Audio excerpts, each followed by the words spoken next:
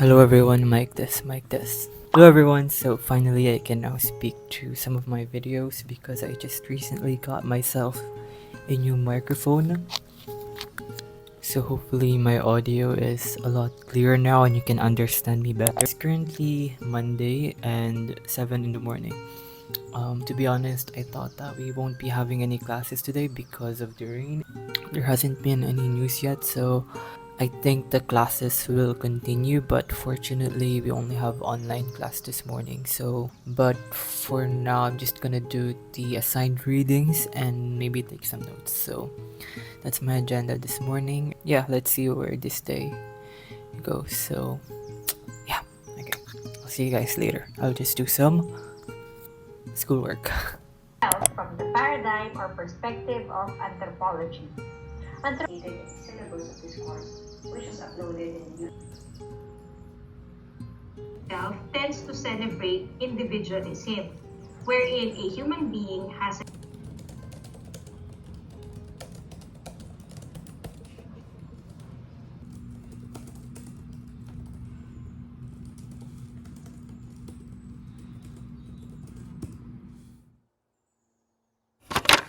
So our midterm is slowly approaching, and that means that many deadlines and project needs to be submitted left and right. And to be honest, I it can be very overwhelming, and it is very overwhelming, and also very time consuming.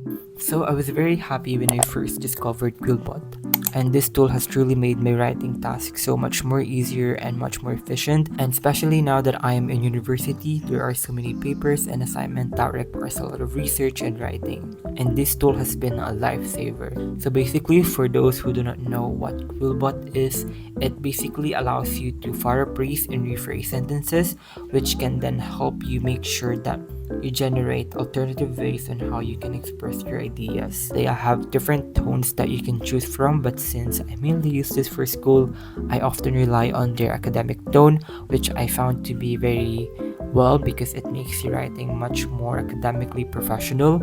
Additionally, QuillBot has a citation generator which helps me make sure that my work is properly cited, and it just gives me so much peace of mind when it comes to submitting my papers. And one more thing that I really like about QuillBot is that it is in Chrome extension, which I can then use across multiple platforms such as Notion, Google Docs, Google Sheet, Gmail, and many more. And this features allows me to seamlessly incorporate QuillBot into my writing process without any hesitation or inconvenience. And yeah, I genuinely just recommend for you to try out this tool. It is completely free. You just have to click the link in the description box down below. But if you want to avail their premium version, you can do so by just inputting the justeliasofficial for a 20% off on their annual subscription.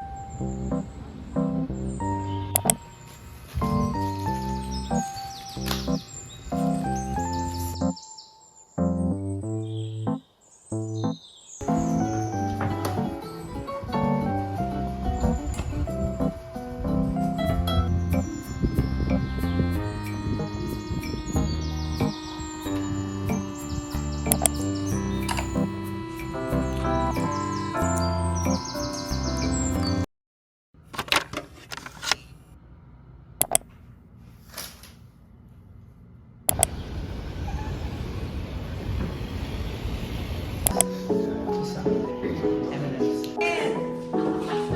the following by speaking the letter Gonzales, Zen, Coco, Ricky, Elvira, Tito, San Jose.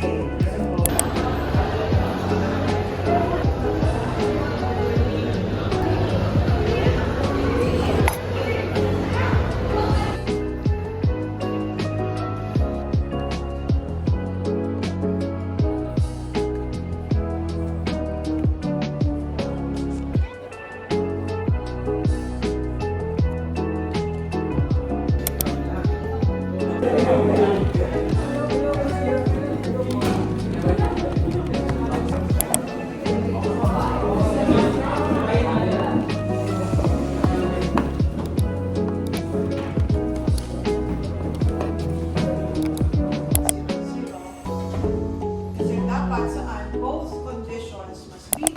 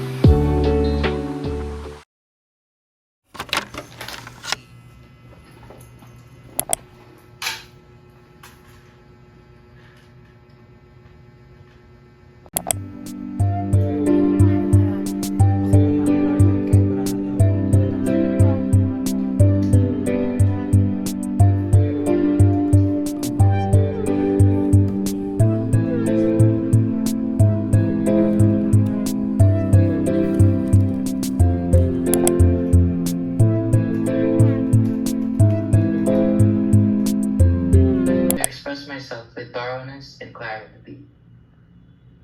Be with me at the start of my work. Pwede yung mga basic na math methods. Let's start with math.outs. There, absolute value, itong math.outs, pwedeng integer, pwedeng double. And then, next is the math.log then. Thank you po. Thank you po.